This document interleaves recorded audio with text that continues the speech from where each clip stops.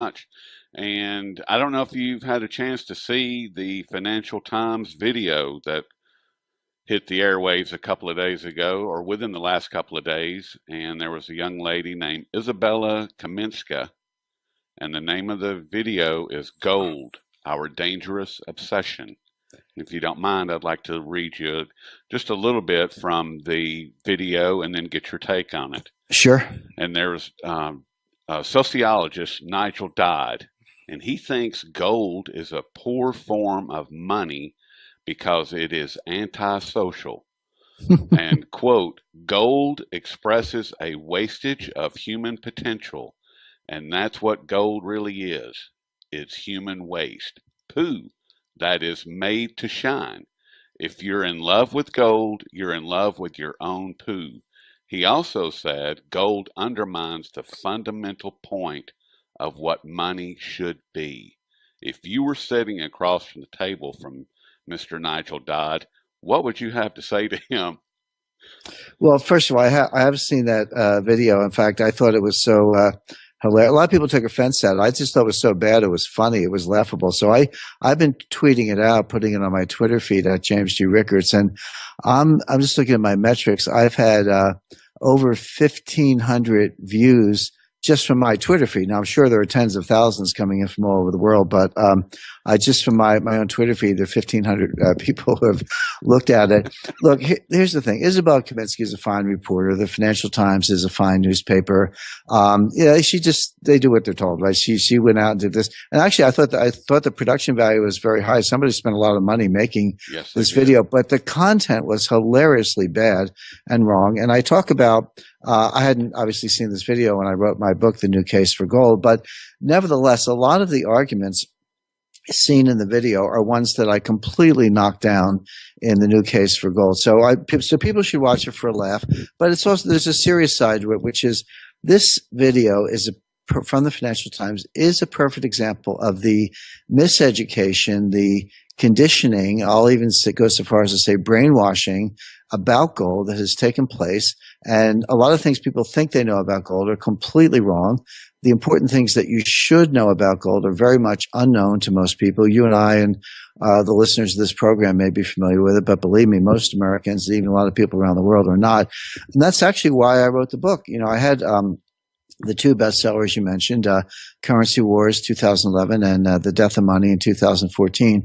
I had a chapter on gold in Currency Wars, and I had two chapters on gold in The Death of Money. But frankly, Rory, I got to a point I said, you know what, I need to sit down and take everything I know and I've learned and I've researched and I've discovered about gold, put it all in one place. The content is technically high level, but it's plain English. It's meant to be totally accessible. Any American or any citizen can pick it up and read it in an evening. It's not that long, and get through it. And I said, I've got to put this all in one place because there's just too much nonsense. And I was getting fed up, candidly, with these arguments against gold that don't hold water. But you hear them all the time. I was on television did an interview on Bloomberg TV with Joe Weisenthal. He's one of their anchors. Joe starts out by calling gold a pile of rocks. I said, Joe, it's not a rock, it's a metal. So why don't we start there?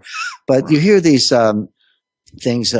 People say, well, you know, you can't have a gold standard because there's not enough gold in the world to support the money supply. Well, that's nonsense. There's always enough gold. You just have to get the price right. At $1,200 an ounce, it would be deflationary. At $10,000 an ounce, that would work extremely well.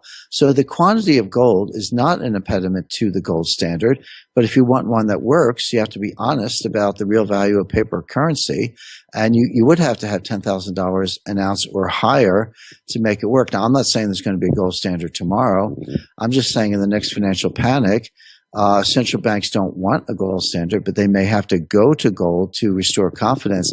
If they do, I promise you the price will be $10,000 an ounce or considerably higher, because it has to be that to avoid deflation, which is the central banker's worst enemy. So, you know, and then there's another one that says the supply of gold does not grow fast enough to support the growth of the world economy. Well, they look at mining output, which is about 1.6% a year. And they look at the growth of the global economy, which is about 3% a year. And they say, see, mining outputs, gold's only growing at 1.6%, and world growth with paper money is 3%. So the gold supply is not growing fast enough to support the growth. That's ridiculous because it fails to distinguish between official gold and private gold. In other words, the official gold, that's the gold that could theoretically support the money supply. That's what central banks and finance ministries and the IMF and other official institutions have. The global economy grows at 3%, but if you want to grow, but mining output is irrelevant. If you want to grow the official gold supply, all you have to do is print money and buy it. In other words, buy it in from the private supply into the official supply. You can grow the gold supply as fast as you want to support world growth. So mining output is a red herring. I mean, I know what mining output is. It's about 1.6% a year, but that's no constraint on the growth of official gold. Just go buy it from the private sector. So, Rory, don't get me started, but these are just two examples of things you hear all the time. Gold's a rock, which it's not. Gold can't support money supply, which is not true because there's plenty of gold. You just have to get the price right. Gold doesn't grow fast enough to support world growth. Nonsense, because you can buy private gold if you want to grow the money supply faster. So all the things people think they know about gold are false. I shoot them down one by one in the book. But I watched this, very, very well produced video from the Financial Times. They go, here we go again with all the nonsense. By the way, there was one interesting figure in that video. Professor Sella, if you recall the video, he was the chemist. And he was not a gold basher. He's just a scientist. He was talking about how the gold atom is actually fairly densely packed. It didn't interact with other metals or solvents. That's part of the case in favor of gold. I actually quote him in my book, The New Case for Gold, because, why is gold money? Well, there are plenty of good reasons why gold is money, but one of them is, what else could be money?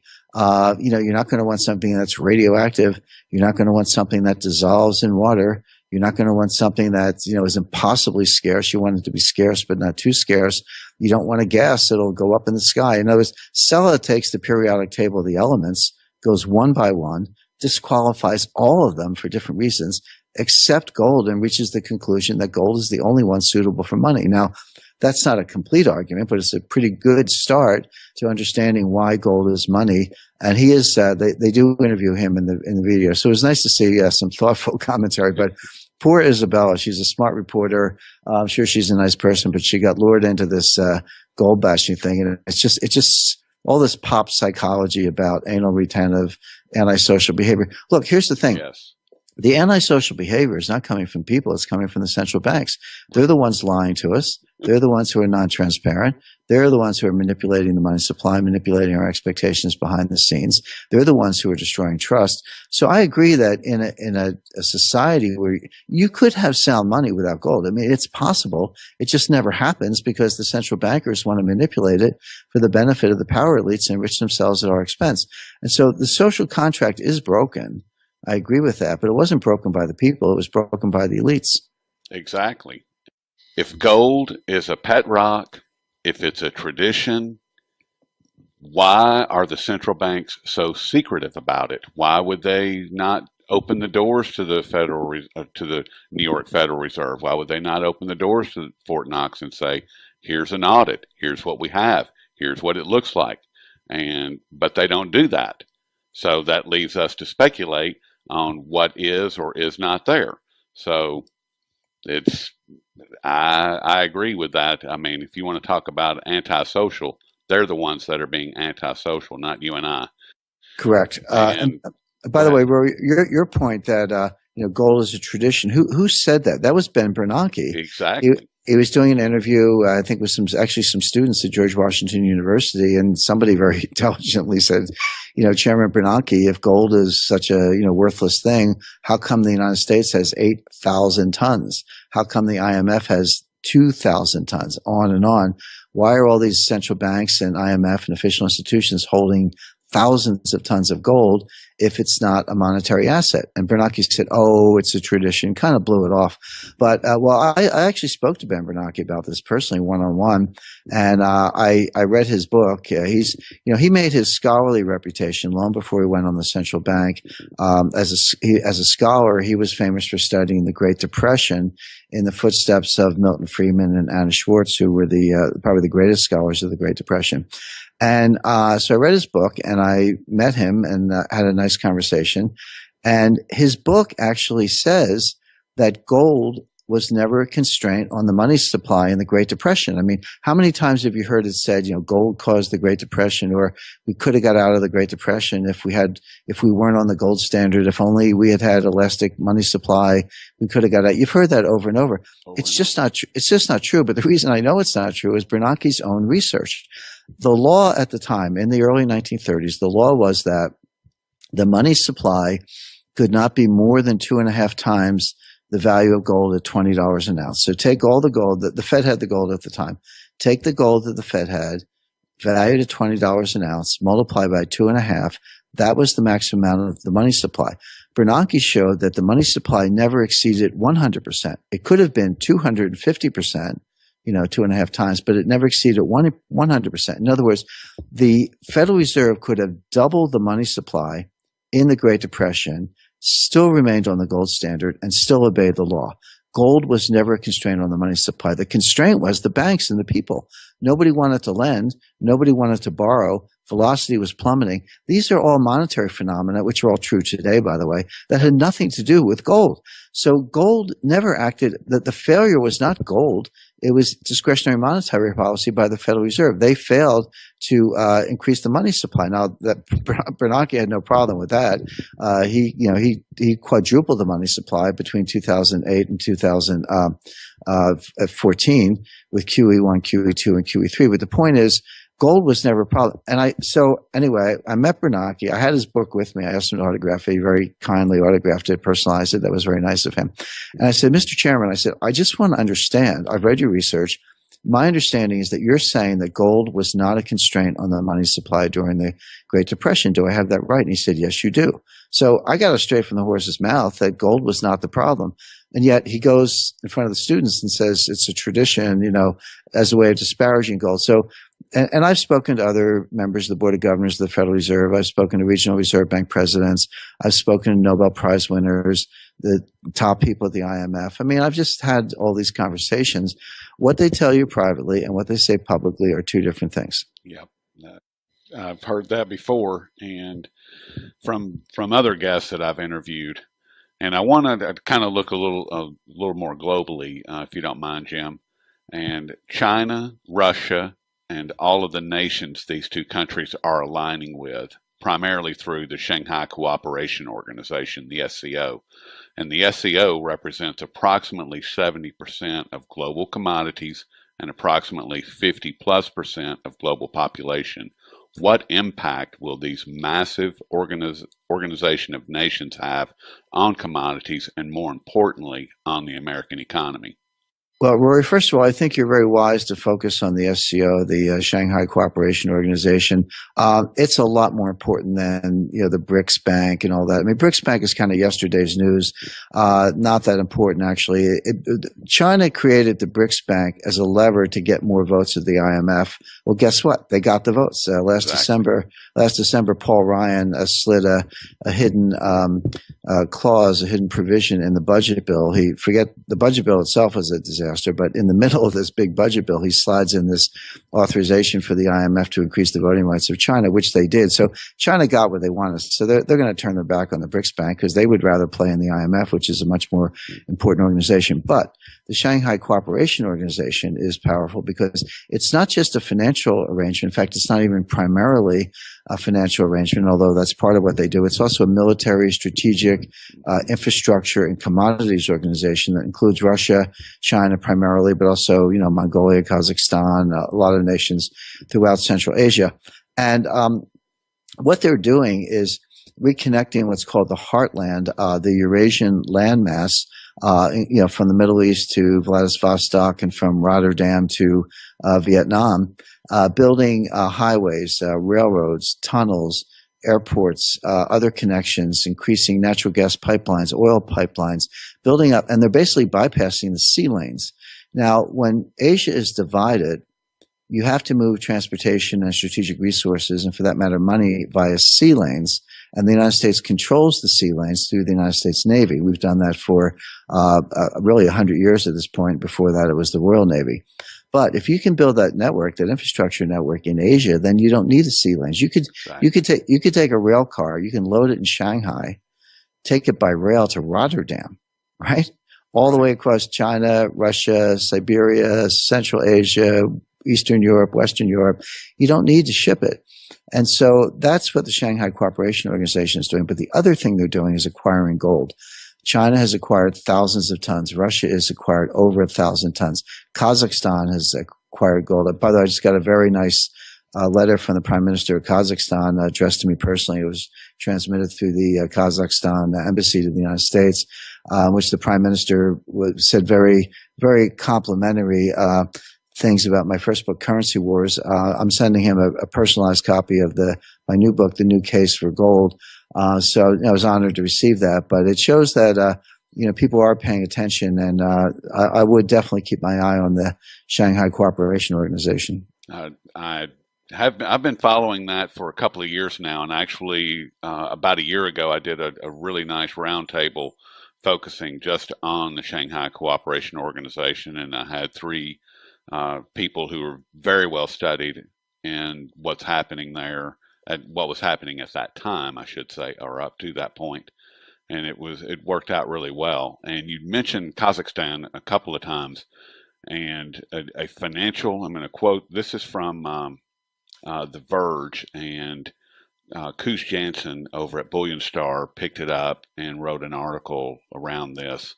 And it's a financial delegation from Kazakhstan visited the Shanghai Gold Exchange to discuss cooperation in gold trading along One Belt, One Road, also known as the New Silk Road, that reaches over the whole Eurasian continent.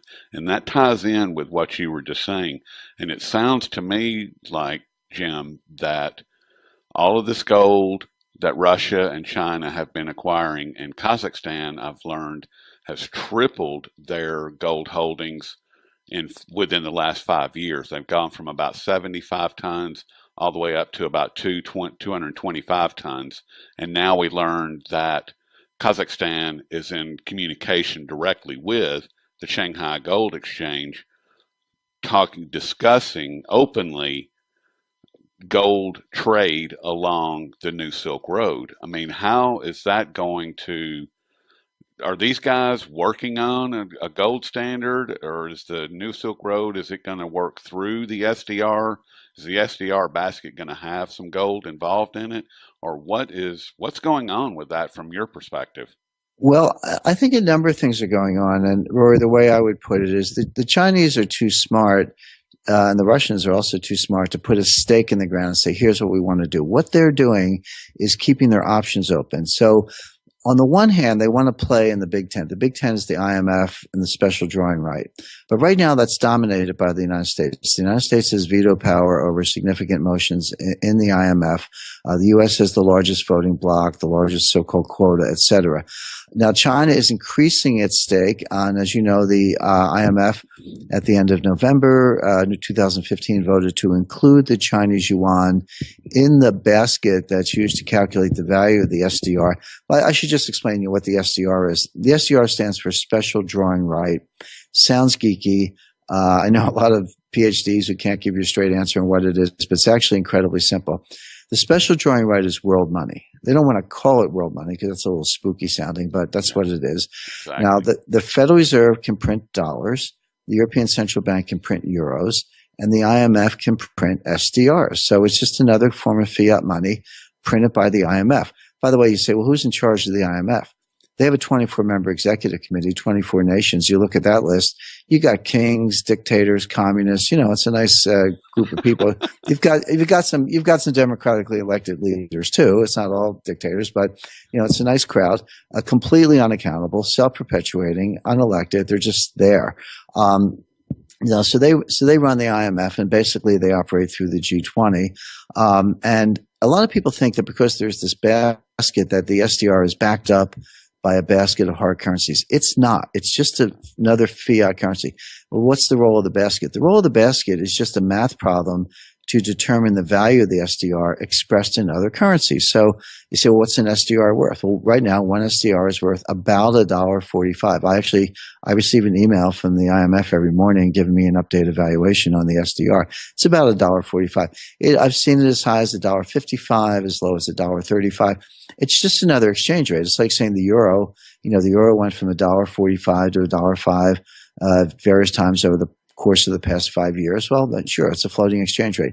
Same with the SDR. So including the Chinese yuan in the basket of 5 currencies, it's dollars, euros, yen, sterling, and now the Chinese yuan. That's a prestige thing. It's important. It's meaningful.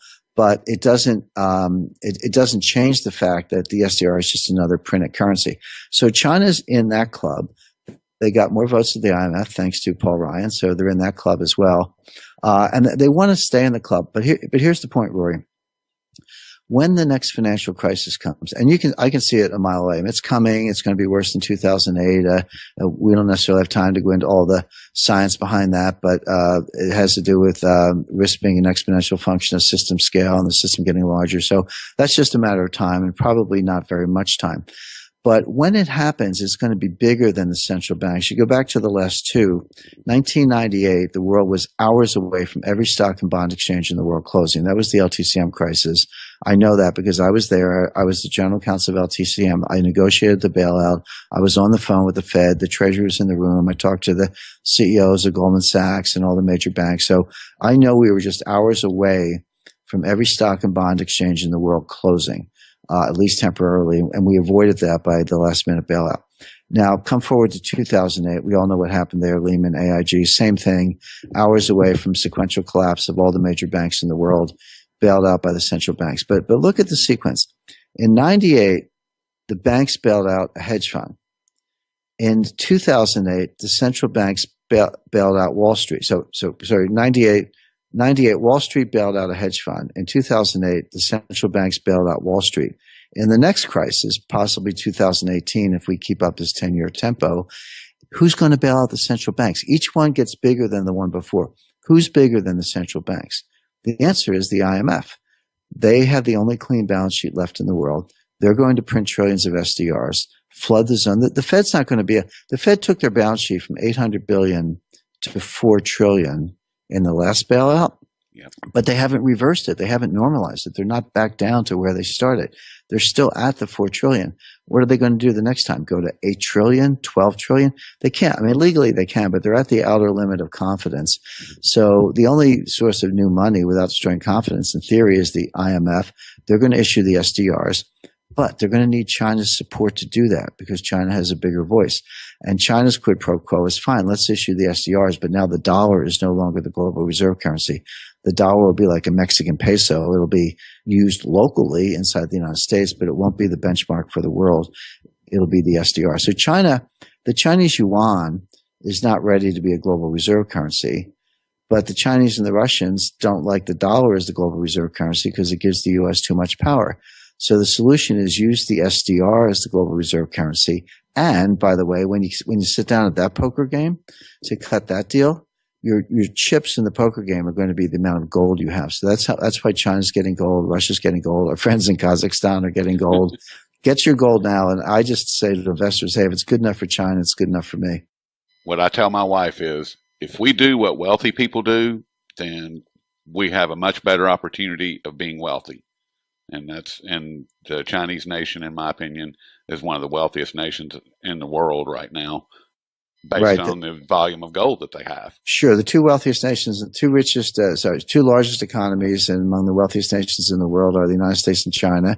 U.S. has 8,000 tons. China has 5,000 tons on their way to 8,000 tons. Clearly, China's trying to catch up with the United States. So if they're sitting on all this gold, maybe you should have some too. And last question, Jim, and it ties in with what you were just saying, and you just published a piece this morning titled "The Limits of Monetary Policy Have Been Reached," and that was published over at Daily Reckoning.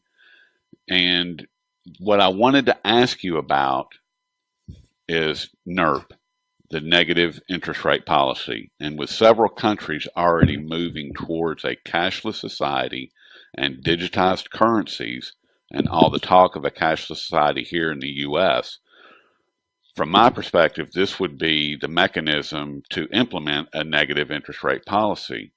Will the other nations around the world participate, or how do you see a cashless society unfolding, and what does it mean for gold? Well, you can have a cashless society without negative interest rates, but it's difficult to have negative interest rates without a cashless society. Exactly. Negative interest rates, obviously, are when you put your money in the bank, you come back a year later, and some of the money is missing. The bank took it away. That's a negative interest rate. Instead of paying you interest, they take the interest away. They take it from you, as if you were a borrower rather than a depositor. So your money disappears. So people say, well, that's easy. I can get around that. I'll just take my money out of the bank, stick it in a coffee can, bury it in my backyard, stick it under my bed, whatever. By the way, talk to your grandparents. My mother and my children's grandmother, and most listeners' grandparents remember the Great Depression. They remember these kinds of things going on. But here's the problem. So the power elite know that cash is a way to get out from under negative interest rates. So they're trying to make cash disappear, trying to force everyone into digital bank accounts. So imagine you run a slaughterhouse and your job is to kill all the pigs and cows. What do you do first? Well, you round them up into pens. You don't run around chasing cows. You herd them into pens and then you slaughter them. That's what's happening to savers and investors. We're being herded into these digital pens at a small number of mega banks, and then we'll be slaughtered with negative interest rates. So people go, I'm going to escape from the pen by getting some cash. My answer to that is good luck. You won't be able to do it. People ask me about the war on cash all the time, and I say, look, the war on cash is over, and the government won. Like, you think you can get cash. It's not illegal, but try doing it. Go down to your bank tomorrow and ask them for $5,000 in $100 bills. Say, give me a stack of $50, $100 bills. You will be treated like a criminal, a terrorist, or a drug dealer, or a tax evader. They will ask you for identification. Some banks will say, come back in a couple of days, as if you got to get your cash by appointment. They'll file, if it's 10,000 or more, they'll file what's called a CTR, a currency transaction report with the government. But even if it's under $10,000, they'll file what's called an SAR, a suspicious activity report, because they say, hey, you never came in for cash before. You're doing it now. What's up with that? That's suspicious. So, and by the way, the bank tellers are trained to not give you the benefit of the doubt. Don't treat you like an innocent civilian who's trying to avoid having your money stolen by negative interest rates. Treat you like a drug dealer, a terrorist, or a tax evader, or else they lose their job because they've got bank compliance officers and federal examiners looking over their shoulders. So the whole system is where you think you can get cash, but you actually can't. Go to an ATM, take out $1,000, try taking out another 1,000. They'll say, sorry, you're up to your daily limit. And by the way, those can be reprogrammed down to $300 for gas and groceries. The government will say, hey, who needs more than $300 a day for gas and groceries? That's plenty. So the war on cash is over. The government won. You can't get your cash. You're locked into this slaughterhouse, this digital slaughterhouse, and they're going to pick your pocket. One of the reasons I like gold is because it is legal to go take your money and buy some gold. Then you put that, you're not subject to hacking. You're not subject to digital attack. You're not subject to negative interest rates. And if the gold goes up in value, you don't have to pay any income tax unless you sell it. Now, if you sell it, you got to declare that and pay income tax on it. But if you're holding the gold and it goes from $1,000 to $2,000 to $5,000, which it will, you don't have to pay any income tax on that. Just sit on the gold, as I say, until you sell it, and you never have to sell it. You can, leave it to your kids in your will. But what you're doing is you're preserving wealth. You're protecting yourself against the inflation slaughterhouse, the negative interest rate slaughterhouse, and the digital slaughterhouse. That's where we're all being led. The way to jump over the fence and be free range is to have some gold. Exactly. Get some gold, especially while you still can, because I don't think it's going to be available very much longer. Not because anybody's going to take it away from us. I just think that there's a finite amount, and the miners have been in trouble for the past few years, and they can only take so much before they start shutting down, which they've been shutting down. So that in itself will hurt supplies.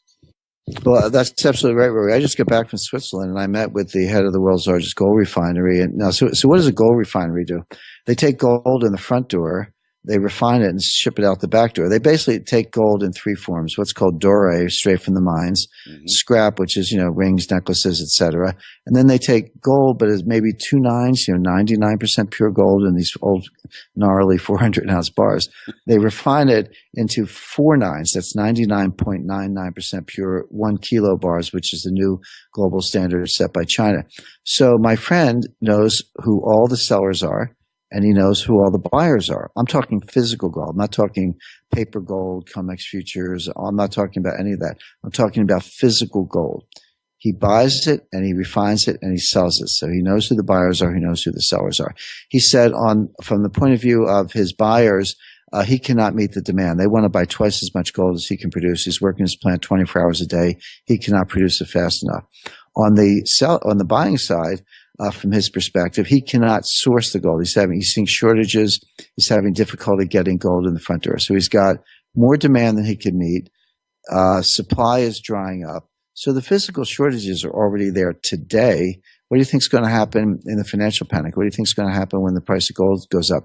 You're not going to be able to get it. I talk to investors all the time. People say, well, I hear you, Jim. I think you're right, but I'm going to wait till it takes off, and then I'm going to go get my gold. Or, call me the day before as if I'm actually going to know, and let me know, and I'll sell my stocks and buy gold. Sorry. When that happens, you're not going to be able to get it. Your local dealer is going to be back ordered. The mint's going to be not taking new orders. Maybe some central banks and hedge funds will get some, but you won't. So all the more reason, what are you waiting for? Get your gold today. Get it today. I mean, and the way I look at it is if there's a 0.01% of investment dollars that were to shift from paper assets, equities, and so forth into physical gold, it would completely annihilate the system right now. It would be impossible to get. That's right. Yeah, it's not like people got lots and lots of gold and we're looking for more. The truth is most people don't have any gold. I was, again, on my recent trip to Switzerland, I was also at an investment conference and I happened to share a driver. We shared a car from the airport in Zurich to the place where the conference was. And my seatmate in the car was the head of the pension fund for Colombia, for the nation of Colombia. So he ran they have a funded pension plan, so like Social Security, but they actually put real money in it, unlike our Social Security. And so he managed all that money. It's about $50 billion. And I just said, how much gold do you have? And he said, zero. So, I wasn't being critical of him, but the data is people don't have gold. So the point being, yeah, if they even move the needle a tiny bit, I mean, I recommend 10% gold. I don't recommend going all in. I recommend 10%. But if it even went from 1% to 2%, which is tiny, there's not enough gold in the world at anywhere near these prices to supply that demand. That by itself would put gold at $5,000 an ounce. You don't need a gold standard. All you really need is just a small uptick in demand, and the price will double and triple in a short period of time. So this is coming. You can see it a mile away. When it comes, you can watch the price of gold go up on television, but you're not going to be able to get any. The time to get it is now. Exactly. That's exactly right. Jim, I'm not going to take up any more of your time. You've been very generous this afternoon, and I greatly, greatly appreciate it. We've been speaking with James G. Rickards, and he is the editor of Strategic Intelligence, which is a financial newsletter. He's also